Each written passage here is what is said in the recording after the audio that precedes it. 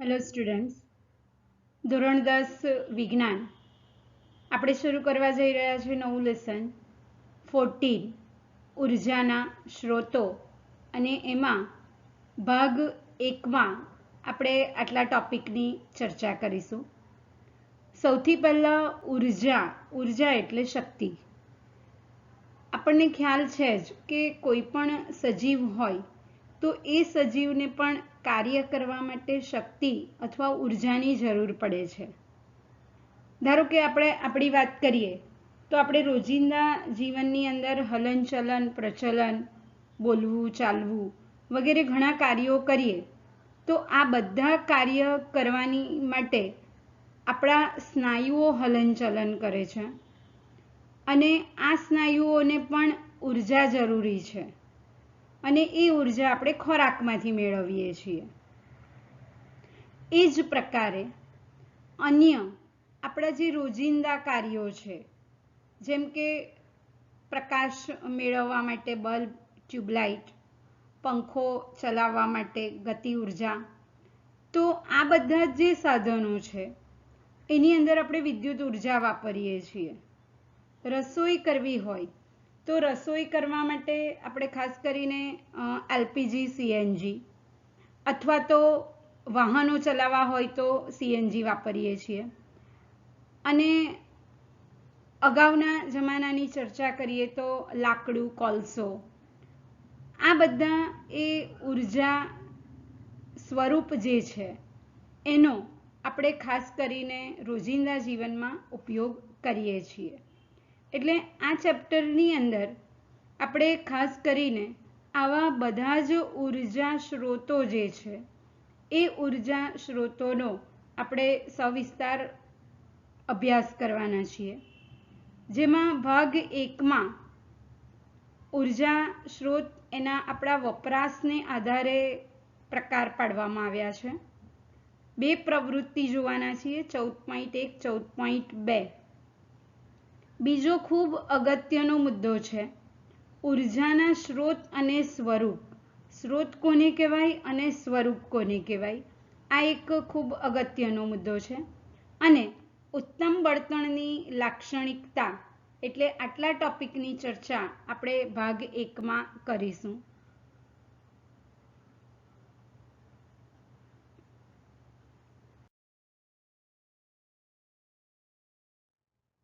પહેલાં જોઈએ ઉર્જાના સ્ત્રોત. તો ઉર્જા સ્ત્રોતોને એના ઉપયોગ અને પ્રાપ્યતા એને આધારે આ પ્રકારો પાડવામાં આવ્યા છે. સૌથી પહેલાં જોઈએ તો ઉર્જા સ્ત્રોત એ પરંપરાગત અને બિન પરંપરાગત. પરંપરાગત ઉર્જા સ્ત્રોત કયા એ પહેલાં જોઈએ તો ખાસ કરીને અશ્મિ બળતણો.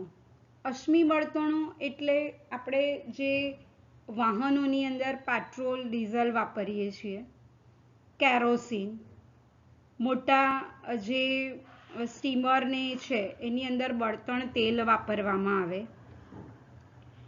મોટા જહાજ જે છે એરોપ્લેન એની અંદર શુદ્ધ કેરોસીન વાપરવામાં આવે, આપણા ઘરની અંદર આપણે એલપીજી વાપરીએ છીએ, જે લાલ બોટલ હતી પહેલાં એની અંદર ખાસ કરીને બ્યુટેન ગેસ વાપરવામાં આવતો.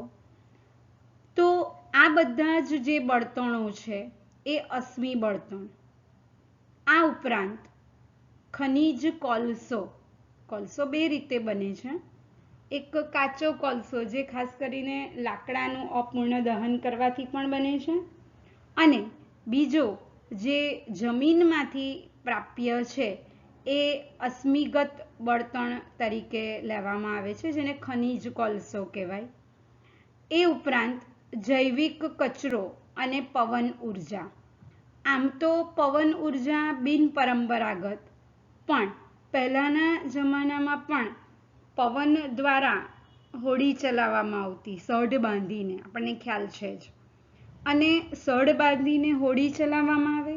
ઉપરાંત આવી જ રીતે પવનનો ઉપયોગ કરીને પાણીની અંદર લાકડાથી એક તરોપો બનાવવામાં આવે અને એ તરાપાનો ઉપયોગ કરી અને માલ સામાનની હેરફેર કરવામાં આવે. એટલે આ જે ઉર્જા સ્ત્રોતો છે એ ઉર્જા સ્ત્રોતો પેઢીઓની પેઢીથી વપરાય છે. એટલે આ ઉર્જા સ્ત્રોતોને પરંપરાગત ઉર્જા સ્ત્રોત તરીકે ઓળખવામાં આવે. એટલે આપણી ઉર્જાની મોટાભાગની જરૂરિયાત આ પરંપરાગત ઉર્જા સ્ત્રોત પૂરી કરે છે. પરંતુ હવે આ જે ઉર્જા સ્ત્રોતો છે એ ઉર્જા સ્ત્રોતો એમાંના મોટે ભાગના, ખાસ કરીને અશ્મિગત બળતણ, એ પુનઃ અપ્રાપ્ય છે. પુનઃ અપ્રાપ્ય એટલે એને બનતા લાખો વર્ષ લાગે છે. આપણે એનો અભ્યાસ કરીશું ડિટેલમાં કેવી રીતે બને છે. તો એને બનતા લાખો વર્ષ લાગે છે. પ્રદૂષણ પણ કરે છે. એટલે આ જે અશ્મિગત બળતણો છે એને એક વખત ભૂગર્ભમાંથી, દરિયામાંથી ખલાસ થઈ જશે કાઢવાના, તો એ બનતા પાછા વર્ષો લાગે.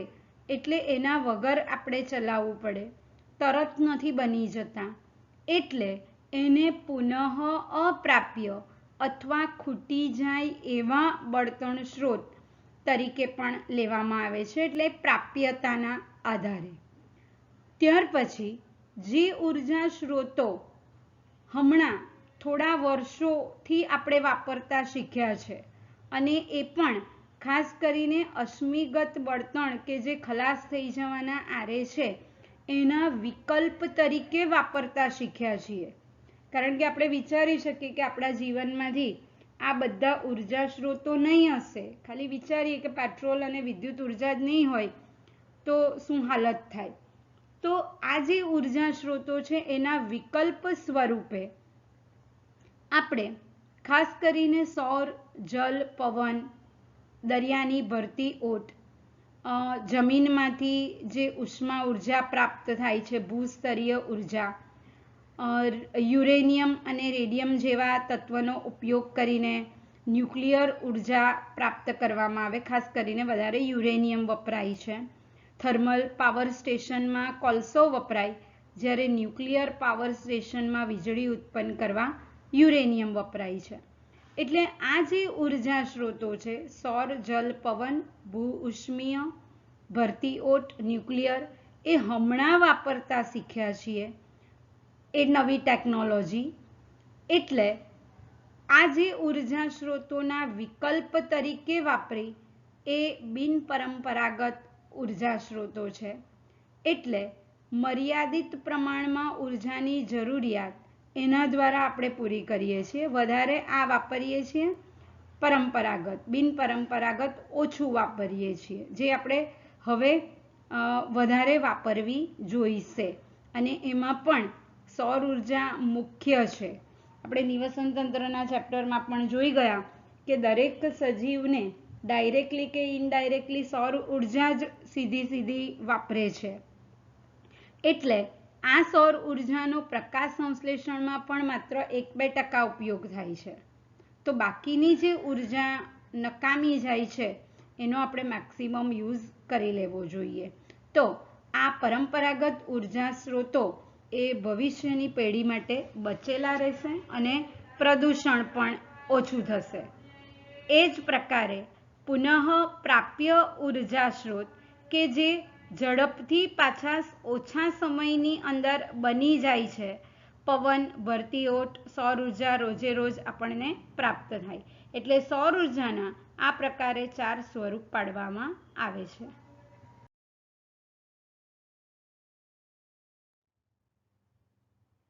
આપણી આસપાસના ઉપયોગમાં લઈ શકાય એવી ઉર્જા એ ઓછા ઉપયોગી ઉર્જાના સ્વરૂપમાં ગુમાવાય છે અને એ ઉદાહરણો આપવાના છે. સામાન્ય રીતે આપણે રોજિંદા જીવનમાં જે પણ ઉર્જા સ્વરૂપો વાપરીએ છીએ એ એક સ્વરૂપમાંથી બીજા સ્વરૂપમાં ફેરવાતી હોય છે.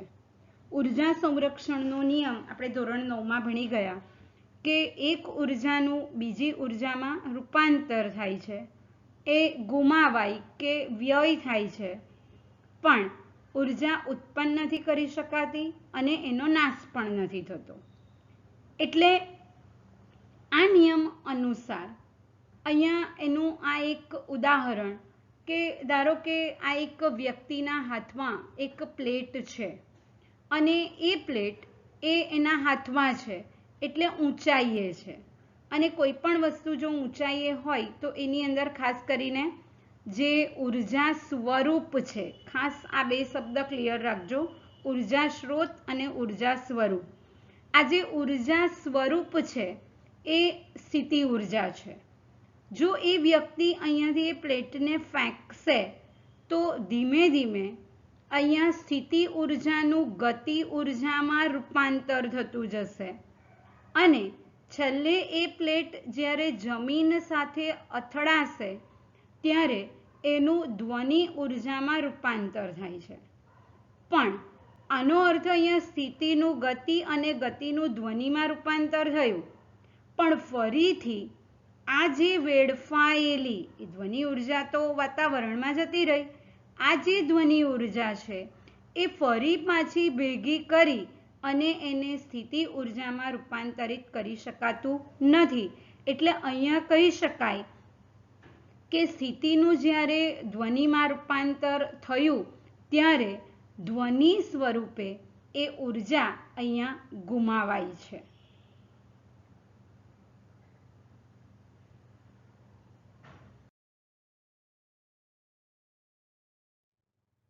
એ જ રીતે અહીંયા એક બીજું ઉદાહરણ આપેલું છે કે ધારો કે મીણબત્તી સળગાવવામાં આવે તો મીણબત્તીની અંદર જે ઉર્જા સ્ત્રોત એનો એ મેઇનલી રાસાયણિક ઉર્જા છે.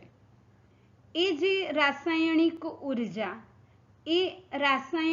ઉર્જા એને જ્યારે આપણે સળગાવીએ ત્યારે એનું ખાસ પ્રકાશ અને ઉષ્મા આ બંને ઉર્જામાં રૂપાંતર થાય છે. પણ થોડા સમયની અંદર આ મીણબત્તીની મીણમાં રહેલી જે રાસાયણિક ઉર્જા છે એ રાસાયણિક ઉર્જા વપરાઈ ગઈ. મીણ એ ઉર્જાનું સ્ત્રોત છે અને એ ઉર્જા સ્ત્રોતની અંદર જે ઉર્જા રહેલી છે રાસાયણિક સ્વરૂપે રહેલી છે. એને સળગાવી તો પ્રકાશ અને ઉષ્મામાં રૂપાંતર થયું, પણ થોડા સમયમાં મીણ પીગળી જશે તો વિચારો કે ફરી પાછી આપણે આ જે ઉર્જા હતી એ ઉર્જાનું ફરી મીણમાં રૂપાંતર કરી શકીએ છીએ? જવાબ મળશે ના. એટલે અહીંયા આ જે મીણબત્તીની ઉષ્મા અને પ્રકાશ સ્વરૂપે ઉર્જા વ્યય થઈ, પ્રકાશ તો આપણે વાપરી કાઢી, યુઝ કર્યું, કારણ કે મીણબત્તીનો ઉપયોગ આપણે પ્રકાશ માટે કરીએ છીએ, પણ ફરીથી એ ઉર્જાનો આપણે ઉપયોગ કરી શકતા નથી.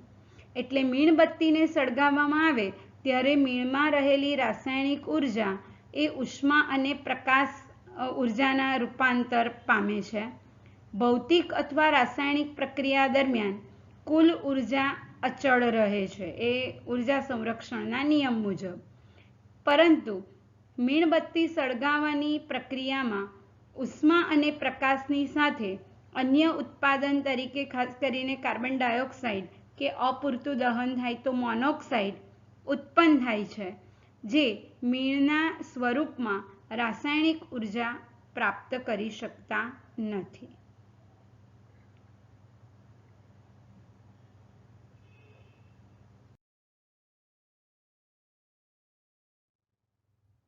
એ જ પ્રકારે અહીંયા એક ત્રીજું ઉદાહરણ આપેલું છે, જેની અંદર ખાસ કરીને અહીંયા આ જે પાણી છે એ પાણી એ 75°C સ્વરૂપે ગરમ કરેલું છે. આ થર્મોમીટરની અંદર એ 75°C ટેમ્પરેચર બતાવે છે. હવે આ જે ગરમ કરેલું પાણી છે એને રૂમ ટેમ્પરેચરે રવા દેવામાં આવે.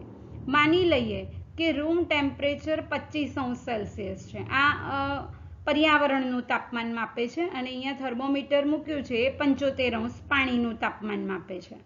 હવે આ પાણીને એટલે કે ગરમ પાણીને આપણે પર્યાવરણમાં રવા દઈએ તો એ ધીમે ધીમે ઠંડુ પડે છે, આપણને ખ્યાલ છે. આનો અર્થ કે અહીંયા આ જે ગરમ પાણીની ઉષ્મા ઉર્જા છે એ ગરમ પાણીની ઉષ્મા ઉર્જા પર્યાવરણે લઈ લીધી અને એ પર્યાવરણે લઈ લીધી મતલબ પાણીએ ઉષ્મા ઉર્જા ગુમાવી.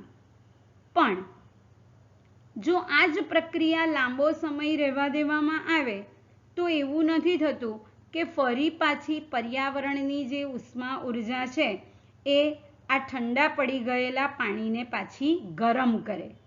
એટલે એ ઉષ્મા ઉર્જા એ ખાસ કરીને વ્યય થયેલી એમ કહેવાય. એટલે 75°C અથવા 348 કેલ્વિન 100 ml પાણીને 25°C તાપમાન ધરાવતા ઓરડાના તાપમાને રાખવામાં આવે તો ઓરડાના વાતાવરણમાં પાણીમાંથી ઉષ્મા ઉર્જા ગુમાવાય અને પાણી ઠંડુ પડે છે. આ ગુમાવાયેલી ઉષ્મા ઉર્જા એકત્ર કરી ભેગી કરી અને ફરી પાછી 75°C પાણી પ્રાપ્ત કરી શકાતું નથી.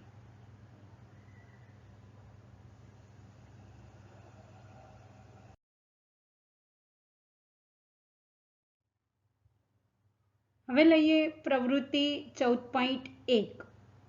તમે સવારે ઉઠીને શાળાએ પહોંચો ત્યાં સુધીમાં ઉપયોગમાં લીધેલી ઉર્જાના 4 સ્વરૂપની યાદી આપવાની છે. ઉર્જા સ્ત્રોત નહીં, ઉર્જા સ્વરૂપ. જેમાં સૌથી પહેલાં આપણે સવારે ઉઠીએ એટલે ઉઠીને બ્રશ કરીએ, કસરત કરવાની હોય, સ્નાન કરવાનું હોય, બેગ ભરવાની હોય, આ બધા રોજિંદા કાર્યની અંદર આપણે ખાસ કરીને આપણી સ્નાયુ ઉર્જા વાપરીએ છીએ. ત્યારબાદ સાયકલ ચલાવીને કે ચાલતા જો શાળાએ જઈએ તો એમાં પણ ખાસ કરીને મસ્ક્યુલર એનર્જી વપરાય છે. એટલે એ પણ એક સ્નાયુ ઉર્જા છે. એટલે આ પહેલી આવી સ્નાયુ ઉર્જા.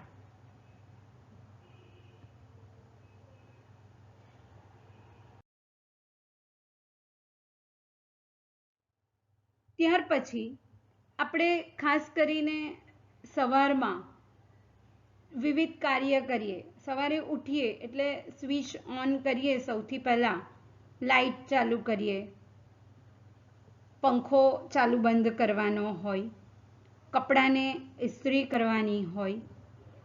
આ બધા જ કાર્યની અંદર આપણે ખાસ કરીને વિદ્યુત ઉર્જા વાપરીએ છીએ. એટલે વિદ્યુત ઉર્જા એ ઉર્જાનું સ્વરૂપ છે અને ખાસ કરીને થર્મલ પાવર સ્ટેશન કે જેની અંદર કોલસો વપરાય છે, ત્યાર પછી હાઇડ્રોલિક પાવર સ્ટેશન જળ વિદ્યુત મથક જેમાં પાણીનો ઉપયોગ થાય છે, અને ન્યુક્લિયર પાવર પ્લાન્ટ જેમાં યુરેનિયમનો ઉપયોગ થાય છે. આ બધા ઉર્જા સ્ત્રોત છે. ફરીથી કોલસો, પાણી, યુરેનિયમ એ ઉર્જા સ્ત્રોત જે છે એનો ઉપયોગ કરી અને વિદ્યુત ઉર્જા જે ઉર્જાનું સ્વરૂપ છે એ મેળવી અને એનો અલગ અલગ પ્રકારે એટલે કે પ્રકાશ મેળવવા, પવન મેળવવા કે અહીંયા ઉષ્મા ઉર્જા મેળવવા એનો આપણે ઉપયોગ કરતા હોઈએ છીએ. એટલે આ બધા વિદ્યુત સાધનો જેનો આપણે ઉપયોગ કરીએ છીએ. અને ત્યારબાદ અહીંયા વિવિધ વાહનો દ્વારા આપણે એક જગ્યાએથી બીજી જગ્યાએ જો પહોંચતા હોઈએ તો એની અંદર પણ આપણે જે કંઈ પણ બળતણ વાપરીએ છીએ, પેટ્રોલ, ડીઝલ, કેરોસીન, એલપીજી, તો એ બધા ઉર્જા સ્ત્રોત છે. અને એ ઉર્જા સ્ત્રોત ખાસ કરીને આપણે વિવિધ પ્રકારે એનો ઉપયોગ કરી અને કાર્ય કરતા હોઈએ છીએ. એટલે એની અંદર ખાસ કરીને બધી બળતણ ઉર્જા રહેલી છે. અને એ જે બળતણ ઉર્જા છે એ બળતણ ઉર્જા એ ખાસ કરીને રાસાયણિક ઉર્જા સ્વરૂપે રહેલી હોય છે. એટલે આમ અહીંયા ઉર્જા જે સ્વરૂપો આવ્યા એ સ્નાયુ ઉર્જા એ ખાસ કરીને સ્નાયુમાં સંગ્રહિત એટીપીમાંથી મેળવવામાં આવે અને એટીપી બનવા માટે મુખ્યત્વે ખોરાક એ ઉર્જા સ્ત્રોત છે. વિદ્યુત ઉર્જા વિવિધ પાવર સ્ટેશનમાંથી, બળતણ ઉર્જા ગેસ સ્ટેશનમાંથી અને રાસાયણિક ઉર્જા એ ખોરાક દ્વારા આપણે મેળવતા હોઈએ છીએ. અને અહીંયા બીજો એક પ્રશ્ન પૂછવામાં આવ્યો છે કે આ ઉર્જા સ્ત્રોતો શું આપણે એને ઉર્જા સ્ત્રોત કહી શકીએ, કેમ અથવા કેમ નહીં? તો હા, આ જે બધા ઉર્જા સ્ત્રોત છે, અહીંયા આ ઉર્જા સ્ત્રોત છે અને એનો આપણે વિવિધ કાર્યમાં એક સ્વરૂપમાંથી બીજા સ્વરૂપમાં રૂપાંતર કરી શકીએ છીએ.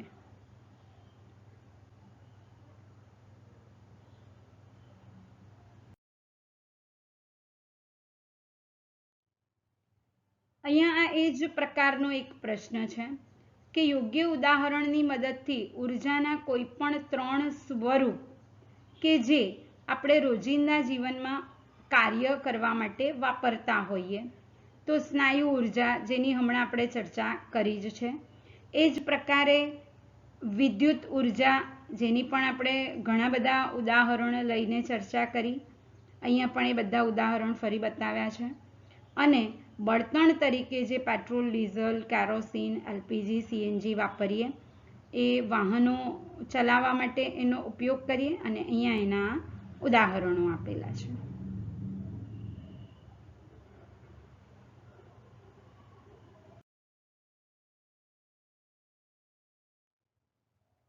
હવે પછીનો મુદ્દો આપણે ચર્ચા કરીએ, ઉર્જા સ્ત્રોત અને સ્વરૂપ. ખૂબ અગત્યનો મુદ્દો છે. ખાસ કરીને આપણે જે સૌર ઉર્જા, સ્નાયુ ઉર્જા, વિદ્યુત, રાસાયણિક ઉર્જા આ જે વાપરીએ છીએ એ બધા ઉર્જાના સ્વરૂપો છે. પણ એ ઉર્જાના સ્વરૂપો શેમાંથી પ્રાપ્ય છે? તો એ થશે પેટ્રોલ, ડીઝલ, કેરોસીન, સૂર્ય, લાકડું વગેરે. તો એ બધા એ ઉર્જાના સ્ત્રોત થશે. એટલે અહીંયા પ્રકાશ મેળવવા માટે આપણે સૌર ઉર્જા, શારીરિક કાર્ય કરવા સ્નાયુ ઉર્જા, જુદા જુદા સાધન ચલાવવા વિદ્યુત, રસોઈ કરવા માટે અથવા વાહન ચલાવવા માટે રાસાયણિક ઉર્જા વાપરીએ. એટલે આ બધા ઉર્જાના સ્વરૂપો છે. ખાસ કરીને રાસાયણિક ઉર્જા મેળવવા એલપીજી વાપરીએ એટલે એલપીજી એ ઉર્જાનો સ્ત્રોત થયો. એ જ રીતે અહીંયા પીએનજી ઉર્જાનો સ્ત્રોત થયો. અહીંયા લાકડું બાળીને જો રસોઈ કરવામાં આવે તો એ લાકડામાં પણ રાસાયણિક ઉર્જા, જે ઉર્જાનું સ્વરૂપ છે, પણ લાકડું એ ઉર્જા સ્ત્રોત કહેવાય. એ જ પ્રકારે જો કેરોસીન સળગાવી અને રસોઈ કરવામાં આવતી હોય તો કેરોસીનમાં રાસાયણિક ઉર્જા છે, જે ઉર્જા સ્વરૂપ છે, પણ કેરોસીન એ ઉર્જાનો સ્ત્રોત કહેવાય. એટલે અહીંયા આપેલી લગભગ બધી રાસાયણિક ઉર્જા આપણે જે બળતણો પેટ્રોલ, ડીઝલ, એલપીજી, લાકડું, કેરોસીન એ બધા એ ઉર્જાના સ્ત્રોત તરીકે ઓળખવામાં આવે.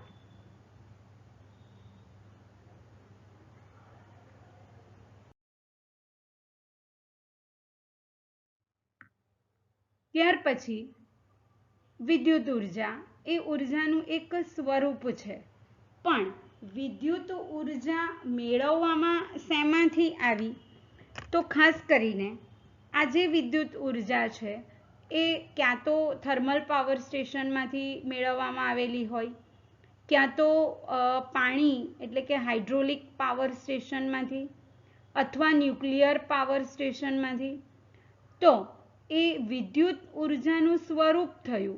પણ વિદ્યુત ઉર્જા ઉત્પન્ન કરવા માટે ખાસ કરીને આ બધામાં જ રહેલી ઉર્જા, ખાસ કરીને પાણીમાં રહેલી સ્થિતિ અને ગતિ ઉર્જા, એ જ રીતે યુરેનિયમમાં રહેલી રાસાયણિક ઉર્જા જો થર્મલ પાવર સ્ટેશન વાપરીએ એની અંદર લાકડું વપરાય તો લાકડામાં રહેલી રાસાયણિક ઉર્જા એનું વિદ્યુત ઉર્જામાં રૂપાંતર કરવામાં આવે છે. એટલે એની અંદર આ જે બળતણ વપરાયું એ યુરેનિયમ એ ઉર્જાનો સ્ત્રોત કહેવાય અને અહીંયા જે વીજળી ઉત્પન્ન કરવામાં આવી એ ઉર્જાનું સ્વરૂપ કહેવાય. એ જ રીતે અહીંયા પાણી જે છે એ પાણી એ ઉર્જાનો સ્ત્રોત કહેવાય પણ એમાંથી બનાવવામાં આવેલી વિદ્યુત ઉર્જા એ ઉર્જાનું સ્વરૂપ કહેવાય.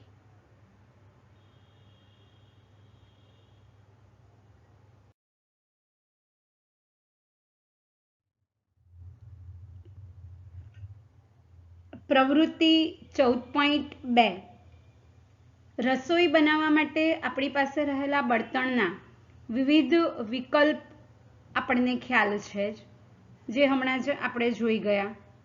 કાં તો જો શરૂઆતમાં વાપરીએ તો કોલસો વપરાય, ત્યાર પછી લાકડું, પછી એલપીજી પીએનજી, ત્યાર પછી ઇલેક્ટ્રિક સગડી પણ હવે તો હોય છે.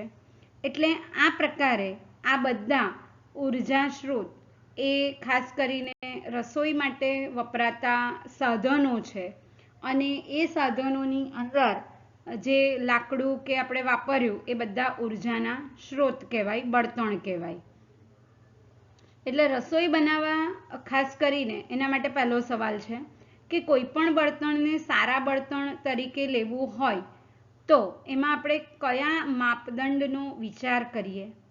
તો આપણે એવું જ વિચારીએ કે જે આપણને સસ્તું પડતું હોય, પ્રદૂષણ ઓછું કરતું હોય, ઇઝીલી અવેલેબલ હોય, આપણને સરળતાથી પ્રાપ્ય થતું હોય તો એવા જ પ્રકારના બળતણ આપણને વધારે વાપરવા યોગ્ય બને છે.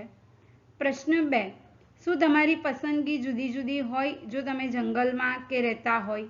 તો હા, બરાબર છે કે જો આપણે જંગલમાં રહેતા હોઈએ તો જંગલની અંદર આપણને ખાસ કરીને ઇઝીલી અવેલેબલ અને સસ્તું શું પડે? તો લાકડું છે. તો ત્યાં આપણે બળતણ તરીકે લાકડાનો વધારે ઉપયોગ કરીશું.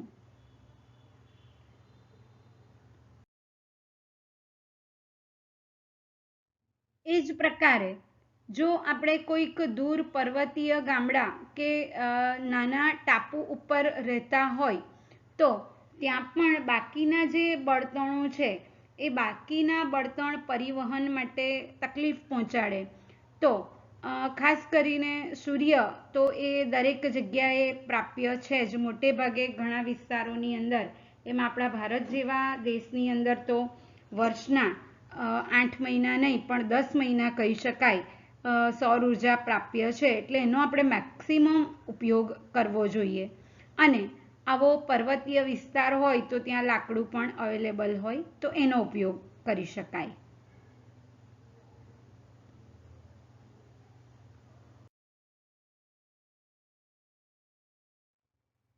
ત્રીજું, જો આપણે નવી દિલ્હી જેવા શહેરમાં, મતલબ કે કોઈ પણ શહેરમાં વસતા હોઈએ તો ત્યાં આપણે લાકડું ન જ વાપરીએ કારણ કે અવેલેબલ પણ નથી. તો એવા શહેરની અંદર ખાસ કરીને આપણે એલપીજી વાપરીએ છીએ, આવી બોટલ કે જેની અંદર લિક્વિફાઈડ પેટ્રોલિયમ ગેસ ભરેલો હોય છે એલપીજી, અને પીએનજી વાપરતા હોઈએ છીએ. ગેસ લાઇન જે હોય છે એની અંદર મિથેન હોય છે, આમાં બ્યુટેન હોય છે. અથવા આ પ્રકારે ઇલેક્ટ્રિક સગડી જે આવે છે એ વાપરી શકાય. એટલે શહેરમાં આપણી પાસે આ ઓપ્શન છે.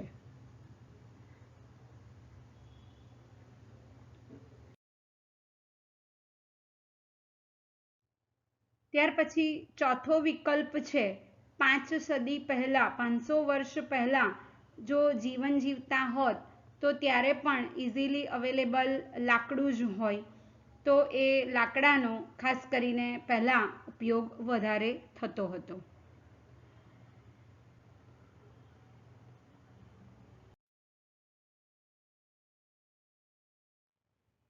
આટલા બળતણ આપણે જોઈ ગયા તો હવે આપણે આ પ્રશ્ન પણ સરળતાથી કરી શકીએ કે આપણા માટે બળતણની પસંદગી કરતી વખતે કયા મુદ્દા આપણે ધ્યાનમાં લઈશું. તો નંબર 1, દહન પ્રક્રિયામાં એ ઉષ્મા ઉર્જા કેટલી મુક્ત કરે છે. આપણનો જે ઉપયોગ છે એ ઉપયોગ પ્રકારની ઉષ્મા ઉર્જા આપણને પ્રાપ્ય છે કે નહીં.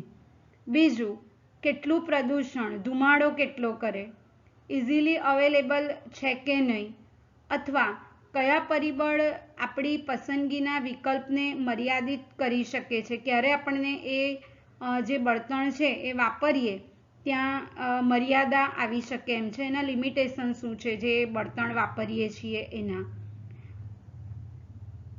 એટલો અહીંયા ઉદાહરણ એક આપું તો ધારો કે આપણે લાકડું વાપરીએ તો એ લાકડાનો સંગ્રહ કરવો અથવા તો ચોમાસામાં ભીના થવા વગેરે પ્રશ્ન આવી શકે.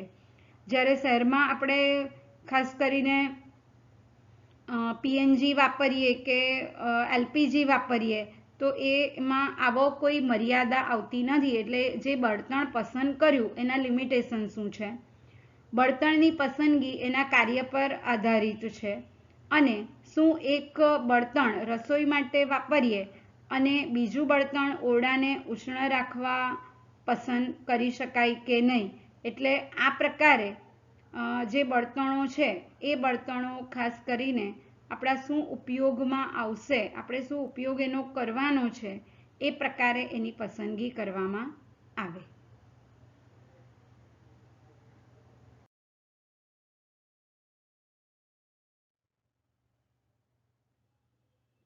ઉર્જાનો ઉત્તમ સ્ત્રોત કોને કહેવામાં આવે? તો ખાસ કરીને આપણે આ રોજિંદા જીવનમાં અલગ અલગ સ્થળોએ હોઈએ તો આ પ્રકારના ઉર્જા સ્ત્રોત આપણે વાપરતા હોઈએ છીએ. અને ખાસ કરીને વધારે ઘરની વાત કરીએ તો ઘરમાં આપણે બળતણ તરીકે આ બધા ઉર્જા સ્ત્રોતો વાપરીએ છીએ. તો એના માટે ખાસ કરીને એકમ કદ અથવા દ્રવ્યમાન દીઠ વધારે માત્રામાં એ કાર્ય કરે, એ ઉર્જા વધારે આપતું હોય, કાર્યક્ષમ હોય.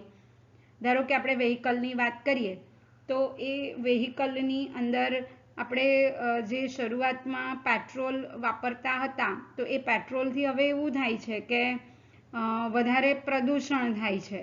તો એને બદલે હવે જે એની અંદર ગેસ કીટ વપરાય છે તો એની અંદરથી પ્રદૂષણ ઓછું થાય છે. અને એની સાથે એ પણ જોવામાં આવે કે એની એવરેજ કઈ રીતે મળે છે. ઇઝીલી અવેલેબલ હોવું જોઈએ. એનું સ્ટોરેજ અને પરિવહન એટલે એક જગ્યાએથી બીજી જગ્યાએ મોકલવું સરળ રહેવું જોઈએ અને સસ્તું હોવું જોઈએ. એટલે આ પ્રકારે ખાસ કરીને જે બળતણો છે એ ઉર્જાના સ્ત્રોતો એમાં આ પ્રકારના લક્ષણો હોવા જોઈએ. ત્યાર પછી ઉત્તમ બળતણ તો ધુમાડો કે રાખ કર્યા વગર સંપૂર્ણ દહન તો જ એની કાર્યક્ષમતા વધે. ઓછી માત્રામાં દહન દરમિયાન એ વધારે ઉષ્મા આપે એટલે વધુ કાર્યક્ષમ. ઇઝીલી અવેલેબલ અને સસ્તું હોવું જોઈએ. પ્રદૂષણ ન કરે અને છેલ્લે અવશેષ બાકી ન રહેવા જોઈએ. લાકડું વાપરીએ તો છેલ્લા રાખ વધે છે.